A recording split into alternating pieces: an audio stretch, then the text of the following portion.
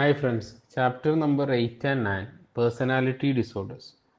Personality disorders 3 cluster ആയിട്ടാണ്, cluster A B C എന്ന പേരുള്ള 3 ക്ലസ്റ്റർ ആയിട്ട് 10 പേഴ്സണാലിറ്റി ഡിസോർഡേഴ്സ് നമുക്ക് പഠിക്കാനുണ്ട്. ക്ലസ്റ്റർ എയിൽ 3 എണ്ണം, ക്ലസ്റ്റർ ബിയിൽ 4 എണ്ണം, ക്ലസ്റ്റർ സിയിൽ 3 എണ്ണം, അങ്ങനെ 10 എണ്ണമാണ് നമുക്ക് പഠിക്കേണ്ടത്. ക്ലസ്റ്റർ എയിലെ പ്രധാനപ്പെട്ട 3 എണ്ണത്തിൻ്റെ ഒരു ജനറൽ ക്യാരക്ടറിസ്റ്റിക്സ് എന്ന് പറഞ്ഞാൽ ഓഡ് ഓർ എക്സെൻട്രിക് ബിഹേവിയർ, ഒറ്റപ്പെട്ടതോ അതിഭാവുകത്വം നിറഞ്ഞതോ ആയ പെരുമാറ്റം. എക്സെൻട്രിക്, ഐസൊലേറ്റീവ്, സസ്പീഷ്യസ് ബിഹേവിയേഴ്സ് ആണ് ക്ലസ്റ്റർ എയിലുള്ളത്. ആദ്യത്തത് പാരനോയിഡ് പേഴ്സണാലിറ്റി ഡിസോർഡേഴ്സ്. ആളുകൾ ബാക്കിയുള്ളവർ എന്നെ ഉപദ്രവിക്കാൻ ശ്രമിക്കുന്നുണ്ടു എന്നുള്ള വിശ്വാസം. ആളുകളുടെ വിശ്വാസ്യതയെ, പ്രത്യേകിച്ച് തെളിവുകളൊന്നുമില്ലാതെ വിശ്വാസ്യതയെ ചോദ്യം ചെയ്യുന്ന രീതി. ബാക്കിയുള്ളവർ തമ്മിലുള്ള അടയാളപ്പെടുത്തലുകളിലൊക്കെ എന്തെങ്കിലുമൊക്കെ ഒളിച്ച അർത്ഥങ്ങളുണ്ട് എന്ന് ഇതാക്കുക. ആളുകളോട് ഇൻഫർമേഷൻസ് ഷെയർ ചെയ്യാൻ താല്പര്യമില്ലാതിരിക്കുക, സംസാരിക്കാതിരിക്കുക.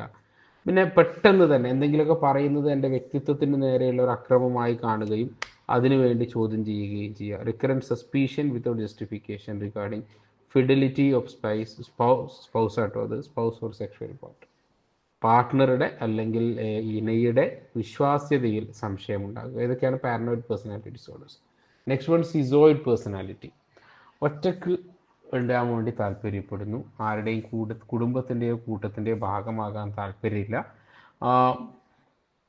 അപൂർവമായിട്ടുള്ള പ്രവർത്തനങ്ങളിലെ സന്തോഷം കണ്ടെത്താറുള്ളൂ, സെക്ഷൽ എക്സ്പീരിയൻസിന് താല്പര്യമില്ല, ആളുകൾ നല്ലത് പറഞ്ഞാലും മോശം പറഞ്ഞാലും ഒക്കെ ഒരേ ആസ്പെക്റ്റ് തന്നെ എടുക്കും, ക്ലോസ് ഫ്രണ്ട്സ് ഓർ കോൺഫിഡൻസ് ഇല്ല, ഇമോഷണൽ കോൾനെസ്, ഡിറ്റാച്ച്മെൻറ്റ്, ഒരു തണുപ്പൻ രീതി എപ്പോഴും പ്രകടിപ്പിക്കുകയും ആരുമായി ബന്ധമില്ലാതിരിക്കുകയും ചെയ്യുന്ന ഒരൊറ്റ എന്നൊക്കെ രീതിയിലുള്ള ഒറ്റയാൻ സ്വഭാവത്തിനെയാണ് നമ്മൾ ഷിസോയിഡ് എന്ന് പറയുന്നത്. സിസോ ടൈപ്പൽ എന്ന് പറഞ്ഞാൽ ബാക്കിയുള്ളവരുടെ എല്ലാ പെരുമാറ്റവും, ചിരി അല്ലെങ്കിൽ കോൺവെർസേഷൻ അല്ലെങ്കിൽ ആക്ഷൻസിനൊക്കെ എൻ്റെ ജീവിതത്തിലേക്കാണ്, എന്നെ ഉദ്ദേശിച്ചിട്ടാണ് എന്ന രീതിയിൽ എപ്പോഴും പറഞ്ഞുകൊണ്ടിരിക്കുക. സോഷ്യൽ ആങ്സൈറ്റി, എത്ര പരിചിതമായ സാഹചര്യമാണെങ്കിലും ആൾക്കൂട്ടത്തെയും സമൂഹത്തെയും പേടിക്കുക. പിന്നെ ബാക്കിയുള്ളവർക്ക് മാജിക്കൽ കപ്പാസിറ്റീസ് ഉണ്ട്, അവർക്ക് വിശ്വാസങ്ങൾ മനസ്സിലാവും, ചിന്തകൾ മനസ്സിലാവും എന്നൊക്കെ. Unusual perception experiences including bodily illusions, ശരീരത്തിന് എന്തെങ്കിലും പ്രശ്നമുണ്ടെന്നൊക്കെ തോന്നുക. വളരെ വേഗമായിട്ടുള്ള speech, thinking, paranoid idea or suspicious അങ്ങനെയുള്ള സമയത്ത്. Inappropriate of constructed effect, cold, aloof, ഒറ്റപ്പെട്ട തണുത്ത പ്രകടനം, സ്വന്തക്കാരും ഉണ്ടാവാതിരിക്കുക. ഇതിനൊക്കെയാണ് നമ്മൾ സിസോ ടൈപ്പൽ പേഴ്സണാലിറ്റി ഡിസോർഡർ. ഈ 3 ഡിസോർഡേഴ്സാണ് ക്ലസ്റ്റർ എയിലുള്ളത്. ഇനി ക്ലസ്റ്റർ ബിയിലുള്ളത് 4 എണ്ണമാണ്. Dramatic, emotional and erratic behaviour, നാടകീയമായ, അതിവൈകാരികമായ അല്ലെങ്കിൽ അബദ്ധജടിലമായ പെരുമാറ്റങ്ങളുടെ വിഭാഗത്തിനെയാണ് ക്ലസ്റ്റർ ബിയിൽ കൊണ്ടുവരുന്നത്. അതിൽ ഒന്നാമത്തതാണ് ഹിസ്ട്രിയോണിക് പേഴ്സണാലിറ്റി ഡിസോർഡർ. എക്സ്പ്രഷൻസ് വളരെ നേരമായിരിക്കും, പക്ഷെ പെട്ടെന്ന് ഭയങ്കരമായ പ്രകടനങ്ങൾ നടത്തും. നന്നായി അട്രാക്റ്റീവ് ആവാൻ വേണ്ടി ശ്രദ്ധിക്കും. ഒരു seducing behaviour, sexual attractive behaviour maintain ചെയ്യും. ആളുകൾ ശ്രദ്ധിക്കുന്നില്ല എന്നറിഞ്ഞാൽ അസ്വസ്ഥതപ്പെടും.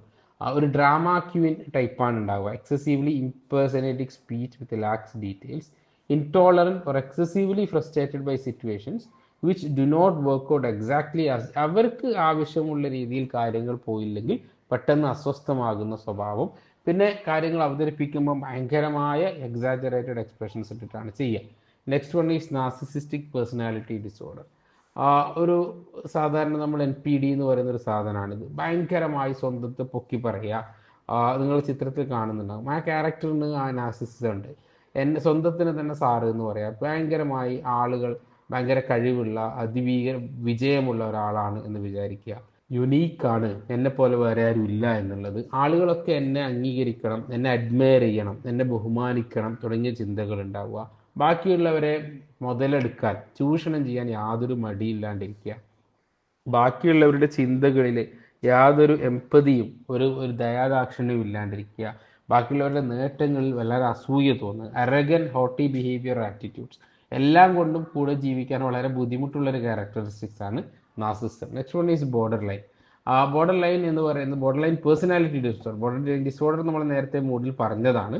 ബോർഡർ ലൈൻ പേഴ്സണാലിറ്റി ഡിസോർഡർ എന്ന് പറഞ്ഞാൽ unstable and intense interpersonal relationships, persistently mark disturbed, distorted or unstable sense of self, impressiveness such in areas of sex, substance abuse, crime and reckless driving, recurrent suicidal thoughts, gestures or behavior. ആത്മഹത്യാ പ്രവണത കാണിച്ചുകൊണ്ടേയിരിക്കുക, തീരെ stable അല്ലാതെ പെരുമാറ്റം ഉണ്ടാവുക, ബാക്കിയുള്ളവരോട് interact ചെയ്യുന്ന സമയത്ത് ഒരു reality ഇല്ലാണ്ടിരിക്കുക, chronic emptiness, സ്വന്തം ഒരു എംപ്റ്റി ഫീലിംഗ് ഉണ്ടാവുക, inappropriate intense anger or lack of control of anger, ദേഷ്യം തീരെ നിയന്ത്രിക്കാൻ പറ്റാതിരിക്കുക. ഇതൊക്കെയാണ് ബോർഡർ ലൈൻ BPDയുടെ ലക്ഷണങ്ങൾ.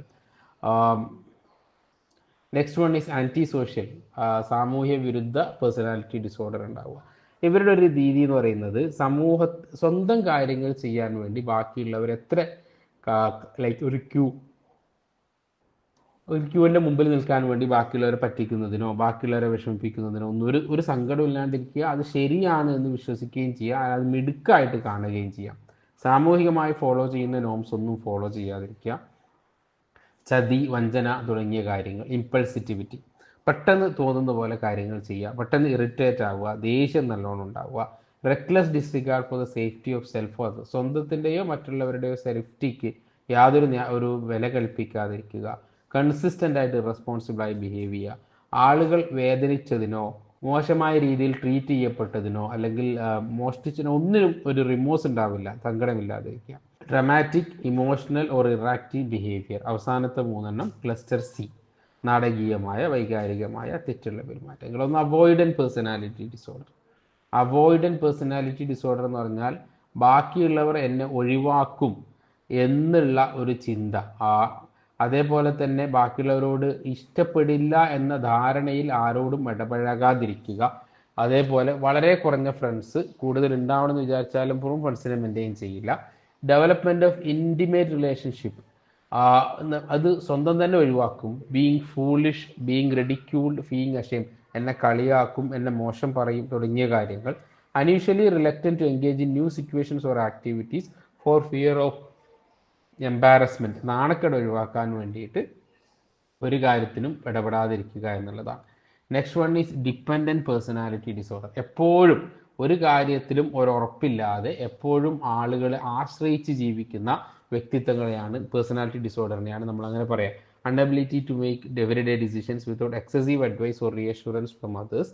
ബാക്കിയുള്ളവർ ഉറപ്പില്ലാതെ സ്വന്തമായി തീരുമാനം എടുക്കാൻ പറ്റാതിരിക്കുക, ബാക്കിയുള്ളവർ തീരുമാനങ്ങൾ എടുക്കാൻ വിട്ടുകൊടുക്കുക, difficulty in expressing disagreement with others, indiscriminately seeks another relationship to provide nurturing and support when close relationship. ആരെങ്കിലൊക്കെ എപ്പോഴും ഉണ്ടാവണം, സ്വന്തത്തിൽ നിൽക്കുന്ന ഒരു ഇത് പറ്റില്ല, പിന്നെ എപ്പോഴും എന്നെ ഇട്ടിട്ട് പോകും, എന്നെ ഒഴിവാക്കും എന്ന പേടി എപ്പോഴും ഉണ്ടാവുക.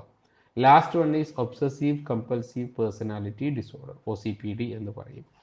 ഇത് ജോലിയിലാണ് ഇതിൻ്റെ ഭയങ്കര ബുദ്ധിമുട്ടുണ്ടാകുക. ഇങ്ങനെയുള്ള ഒരാളെ കൂടെ ജോലി ചെയ്യുക, ഭയങ്കരമായ പെർഫെക്ഷനിസം, ഒരു കാര്യവും മറ്റൊരാളെ ഏൽപ്പിക്കില്ല, എല്ലാത്തിൻ്റെയും ഡീറ്റെയിൽസ്, റൂൾസ്, ലിസ്റ്റ്, ഷെഡ്യൂൾസുമായി എപ്പോഴും ജീവിതം അങ്ങനെ തന്നെ മുമ്പോട്ട് പോവുക.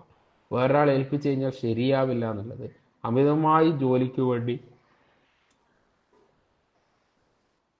ഡിവോട്ട് ചെയ്യുന്ന ഒരു രീതി.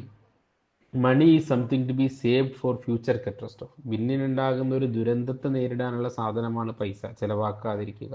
Inability to discard, worn out or worthless objects even if they have no sentimental value. ഒരു കാരണമില്ലെങ്കിൽ പോലും ഒരു മോശമായതോ അല്ലെങ്കിൽ മുഷിഞ്ഞതോ ആയ സാധനങ്ങൾ, കീറിയ സാധനങ്ങൾ ഒഴിവാക്കാൻ പറ്റാതിരിക്കുക. റിജിഡ്, സ്റ്റബേൺ ആയിട്ടുള്ള ബിഹേവിയർ. ഇതൊക്കെയാണ് 10 പേഴ്സണാലിറ്റി ഡിസോർഡേഴ്സ് ഉള്ളത്. ട്രീറ്റ്മെൻറ്റ് കാര്യമായി ചെയ്യുന്നതിൽ ഒന്ന് ഫാമിലി കൗൺസിലിംഗ് ചെയ്യാം, അതേപോലെ ബാക്കിയുള്ള കൗൺസിലിംഗ് മെത്തേഡ്സ് ഉപയോഗിച്ചുകൊണ്ട് ചെറിയ രീതിയിലുള്ള മാറ്റങ്ങളൊക്കെ നമുക്ക് വരുത്താൻ പറ്റും. കേസ് ബൈ കേസ് മാത്രമാണ് ഹാൻഡിൽ ചെയ്യാൻ പറ്റുക. Thank you every one.